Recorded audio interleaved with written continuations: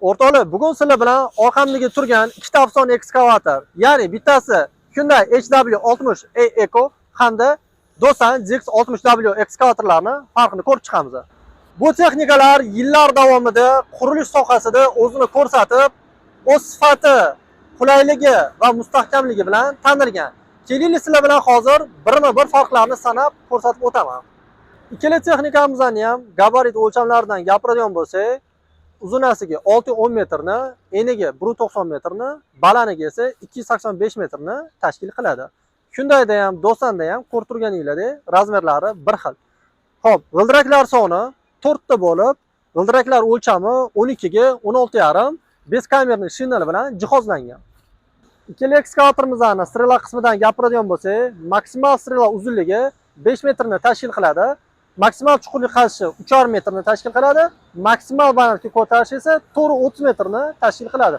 Bu degani 25 tonnalik, 40 tonnalik samosvallarga bemalol yuklasanglar bo'ladi. Texnikamizni ko'sh hajmiga gapiradigan bo'lsak, ko'sh hajmi 0,28 kubdan tashkil qilib, zavodskoy komplektatsiyalarga alohida ahamiyat berib qo'yasizlar. Zavodskoy qaychilari, adapterlari, transheyni kovshlari, planirovочный kovshlari hamda gidromoltlari bor. Undan tashqari gidromolt ishlatish uchun tayyor trubkalari kelgan.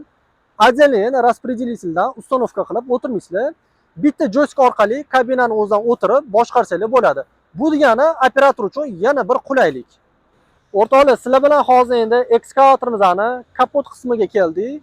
Hop, kapot ostida ko'rib turganingizdek, o'ng tomonda radiatorlari joylashgan. Radiatorlari ham kuchaytirilgan.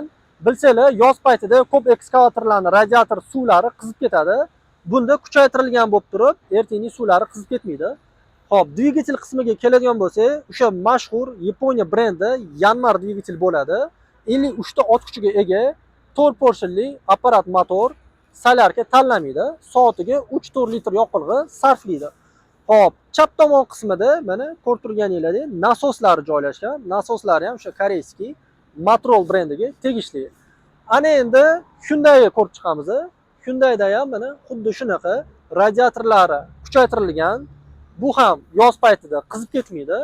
Dvigatellari bir xil, 53 ta ot kuchiga ega, 4 porshinli apparat motor, bu ham solyarka tanlamaydi. Soatiga 3-4 litr yoqilg'i sarflaydi. Bu yerda farq qiladigan narsasi nasoslari. Nasos Hyundai o'zinikidan bo'ladi. Mana joylashlarini ham bemalol ko'rib chiqsangiz bo'ladi. Og'ir sharoitlarga ham mo'ljallangan kuchli va bardoshli konstruksiyaga ega Italiyaning Carraro reduktor mostlari Dosan ekskavatorida hamda Amerikaning Spicer reduktor mostlari Hyundai ekskavatorida. O'rtoqlar, mana hozir biz Dosan ekskavatori kabina qismini sizlar bilan birga ko'rib chiqamiz. Hop, bu chap pedal, o'sha strelada turgan qaychini boshqarish pedali. Burası tormoz ruchnoy pedal, burası gaz pedal bo'ladi. Bu yerda mana avariya knopkalari, buni ishlayotgan holatda yoqib qo'yiladigan knopkasi, bu yurib ketayotganda yoqiladigan knopkasi, bu balansirovka knopkalari, hop, пониженный, повышенный скоростьlari, tepa, past. Bu yerda mana ko'rsatkichlarning o'zi, monitor bo'lmaydi, bu yerda faqat shu ko'rsatkichning o'zi bo'ladi. Bu yerda mana оборот baland past qiladigan переключателлari, joystick переключателлari.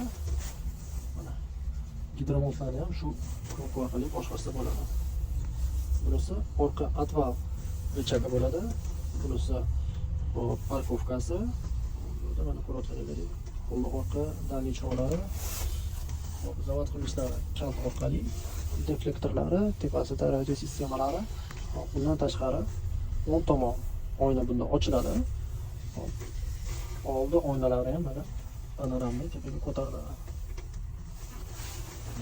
Bu yerda gidravlikaning blokirovkalari, bu konditsioner pechkalari, включателlari. Ichi juda oddiy, sodda qilib ishlangan. Operator uchun hamma qulaylik, hamma komfortlari mavjud. Bunisi burada regulirovkalari. Sizlar bilan hozir Hyundai ham ichini ko'rib chiqamiz. Mana endi Hyundai ekskavatori kabinasini ko'rib chiqamiz. Buni ham ko'rib turganingizdek, mana chap tomonda o'sha strelani qaychisini ishlatadigan pedali, o'ng tomon ruchnoy tormoz pedali hamda gaz pedali. Bu yoqda mana rul regulirovkalari shu holda qilinadi. Bu yoqda переключателлari parkovka, hop ishlayotgan holda qo'yiladigan переключателlar. Bu shu yurayotganda переключать qilinadigan knopkalari, hop avariyakalari. Bunda xuddi shunaqa пониженная повышенная скорость oldi orqa. Bu yoqda mana поворотниклari. Bu yoqda o'sha mana ko'rib turganingizdek monitorlari, monitor o'zida hamma shu ko'rsatkichlari mavjud. Tak, bu yoqda mana оборот baland past qiladigan knopkalari, joysticklari, o'ng chap joysticklari. Bu yoqda mana hamma sensorlari joylashgan. Shu balansirovkalari, adaptatsiyani chiqaradigan orqa отвалники. Bu yoqda mana deflektorlari, tepada o'sha как bardachok mavjud.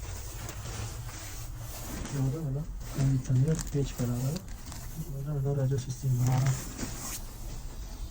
Plus operator uchun hamma qulayliklari bor bu yoqda ham. Aytgancha mana dosanda ko'rsatganimdek mana 10 tomon oyna ochiladi. Bunda ko'rib turganingizdek mana splashning ulangan, splashning olgan. Bunda oldi panoramli oyna ko'tarilmaydi. Oldi oynasi ham, yon oynasi ham splashning ulangan.